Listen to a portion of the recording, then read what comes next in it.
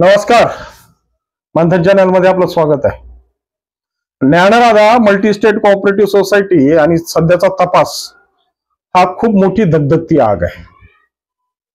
पण या आगीतून सुद्धा अर्चना कुठे या दुबईला गेल्या होत्या ही बातमीच कळाली की माणसाच्या डोके सुन्न व्हायची वेळ आहे.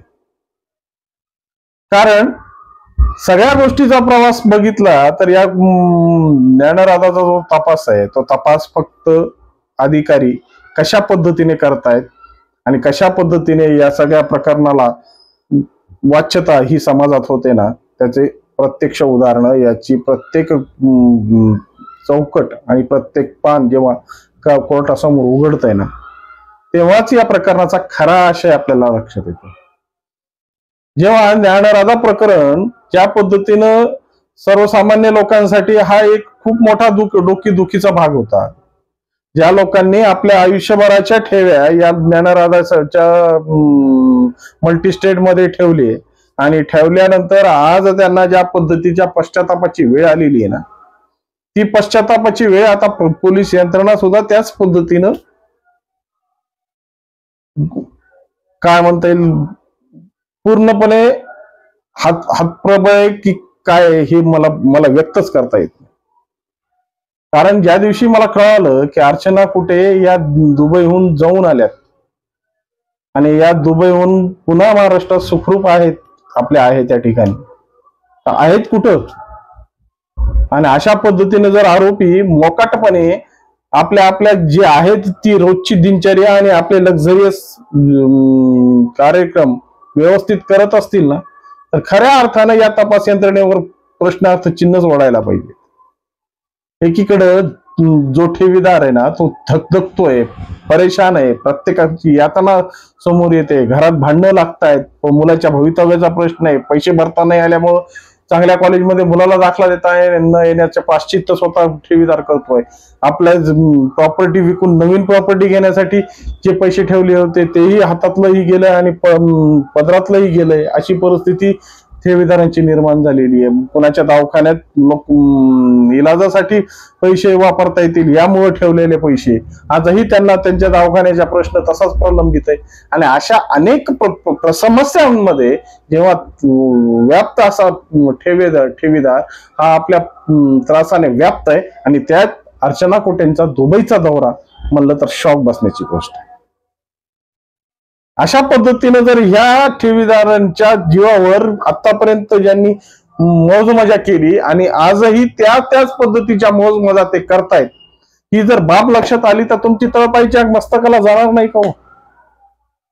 जेव्हा यशवंत कुलकर्णींना जेव्हा कोर्टात हजर करण्यात आलं आणि जेव्हा न्यायालयाने विचारलं की साहेब तपासी अधिकाऱ्यांना की तुमच्याकडं अर्चना कुठे तुमच्या ताब्यात होत्या तर तुम्ही सोडून कसं दिलं, तेव्हा तपासी अधिकाऱ्यांचे जे उत्तर आहेत ना ते उत्तर थक्क करणार आहेत. तपासी अधिकारी म्हणतात की त्यावेळेस अर्चना कुटेंच्या संदर्भात आमच्याकडे सबळ पुरावे नव्हते.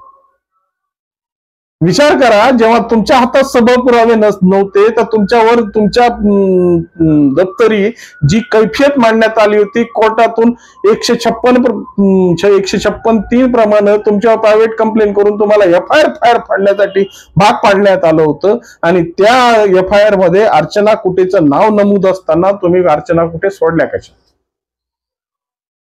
आणि आज जवळपास 3 महिन्यापासून अर्चना कुटे या मस्त आपले लक्झरियस लाईफ मुलाचं डॉमिनल्सचा बर्गर त्यांच्या ज्या आयुष्य आरामाच्या परिस्थिती आहेत त्या आयुष्य आरामामध्ये ते आहे त्या ठिकाणी स्थानबद्ध जगतायत.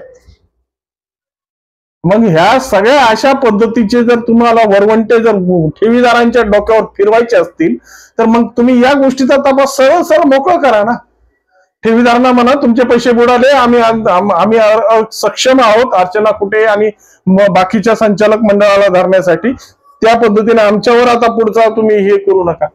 प्रत्येक विषयामध्ये जेव्हा न्यायालयाने विचारलं तर नवीन खुलासे हे पोलीस डिपार्टमेंट करतंय आणि नवीन प्रकार समोर आल्यानंतर डोक्याला हात मारून घ्यावा का काय हीच परिस्थिती निर्माण होते. चक्क एवढा वनवा पेटलेला असताना, एवढी धग बाजारपेठेमध्ये असताना, बाजारपेठ पूर्णपणे कोलॅप्स झालेली असताना अर्चना कुठे दुबईला गेल्या होत्या कशासाठी? नेमकं काय? अजून फॉरेन फंडिंगचा काही नवीन फंडा शोधण्यासाठी गेल्या होत्या का काय? आणि याच्यातला मुख्य जो किरदार आहे तो चंदन सगळ्या समाजाला चंदन लावणारा, हा चंदन सुद्धा गायब आहे. म्हणजे या सगळ्या गोष्टीच्या मागे असेच कितीतरी चंदन लपलेले आहेत की ते समाजालाही चंदन लावतायत, कुठेंनाही चंदन लावतायत आणि ठेवीदारांनाही चंदन लावतायत. आणि अशा चंदनांच्या विळख्यातच समाज व्यवस्था ही पूर्ण अडकून बसलेली. जेव्हा समाजात कोणतीही गोष्ट जर विचार केला ना, तर हे सगळे 10वी 12वी, मला तर वाटत नाही कोणी ग्रॅज्युएशन पूर्ण असलेले कोणी संचालक मंडळ या संचालक मंडळात असतील. आणि त्यांच्याकडं हजारो कोटी रुपयाचं जे करप्शन आहे, हजारो कोटी रुपयाचं जे घोटाळे आहेत, त्या हजारो कोटी रुपयाचे घोटाळे घेऊन आज ज्या पद्धतीने ठेवीदारांना येड्यात काढण्यात आलंय ना, त्या येड्यात काढणारे हे लोक नव्हे. यामागे कोणीतरी चांगला मास्टर माइंड आहे की यांच्या संदर्भातून ज्या पद्धतीनं आज 10 वर्षाचा 12 वर्षाचा कार्यकाल याचा सुखरूप पद्धतीनं तो पार करतो ना, म्हणजे त्याच्यातला प्रत्येक तपासाचा भाग बघितला तर बँकेचं ऑडिट होत असतं, सीए कंपनी हायर केली जात असते, त्या सीएच्या माध्यमातून यांचा दरवर्षी त्यांची ताळेबंद हिशोब होत असतात. हे सगळे ताळेबंद हिशोब कुठे आहेत? आज सर्व शाखेला कुलूप लागले, हेड ऑफिसला कुलूप लागले. आजही जे ग्रामीण भागातले ठेवीदार आपले अपुरे कागद घेऊन आजही आर्थिक गुन्हे शाखेमध्ये येऊन आपली कैफियत मांडण्याचा प्रयत्न करतायत, पण त्यांच्याकडे सबळ पुरावे नाहीच आहेत. आजही या कुट्यांनी टोकनच्या नावाखाली, चेकच्या नावाखाली खूप जणांच्या एफड्या या गोळा करून बसलेले आहेत. त्या एफड्यांचं केलं काय? या हेड ऑफिसचं काय कुलूप तरी नीटपणे तपासलंय का? आणि या ज्या गोळा केलेल्या एफड्या नेमक्या गेल्या कुठं? चेकच्या नावाखाली त्यांनी लाखो रुपयांची चेक कोणाकोणाला अधिकार दिले, त्यांनी कसे कसे अधिकाऱ्यांनी त्या अधिकाराचा वापर केलाय त्या चेकच्या संदर्भात सगळ्यांना येत आहे. काही कोर्टामध्ये 138च्या केसेस सुद्धा दाखल आहेत. परंतु होणार काय? जोपर्यंत एमपीआयडी ऍक्ट प्रमाणे सगळ्या गोष्टीचा सर्वे होत नाही, जोपर्यंत सगळ्या यांच्या प्रॉपर्टी सील होत नाहीत, या सगळ्या गोष्टींचा तारतम्य लागून जोपर्यंत सर्व संचालक मंडळ अटक होत नाही, तोपर्यंत या गोष्टीचा उलगडा होणार कसा? आज माजलगाव कोर्टामध्ये दोषारोप पत्र दाखल करण्यात आलंय. या दोषारोप पत्रामध्ये 6 आरोपी अटकेत आहेत असं दाखवण्यात आलेलं आहे. त्या हिशोबाने आजच्या परिस्थितीत माजलगाव कोर्टासाठी फक्त 4 आरोपीच मुख्य आहेत. यशवंत कुलकर्णी, वैभव कुलकर्णी, सुरेश कुटे आणि आशिष पाटवदेकर. कारण की संचालकाच्या मंडळात 3 संचालक आणि 1 चेअरमन. यशवंत कुलकर्णी जरी व्हाईस प्रेसिडेंट असतील तर ते संचालकाच्या धर्तीत मोडतात. त्यामुळं 3 संचालक आणि 1 चेअरमन या पद्धतीने हे अटकेत आहेत. बाकीचे चेअरमन, बाकीचे संचालक गायब कुठे आहेत? त्यांनाही शोधणे गरजेचं आहे. आणि या सगळ्या गोष्टीचा जो होरसुळा आणि ज्या पद्धतीचा मुख्य कारस्थानी मंडळ म्हणजे अर्चना कुटे. आज अर्चना कुटे मनसोक्त पद्धतीने फिरतायत.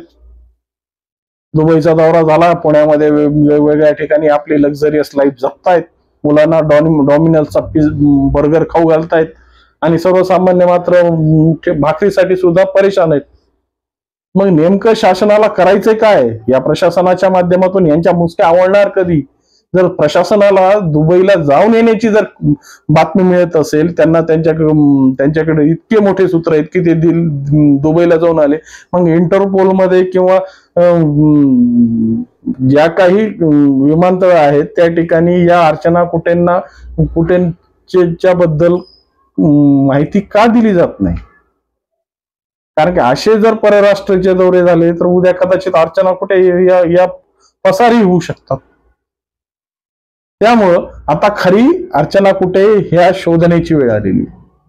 अर्चना कुटे यांचा रोल काय आहे? रोल म्हणजे या माध्यमातून यांनी ज्ञानराजाला कितीपट चुना लावलाय आणि कितपत या ज्ञानराजा बुडवण्यात कारणीभूत आहेत याचा तपास जेव्हा अर्चना कुटे समक्ष येतील तेव्हाच खऱ्या अर्थाने सर्व ठेवीदारांसमोर सुटकेचा श्वास सुटेल.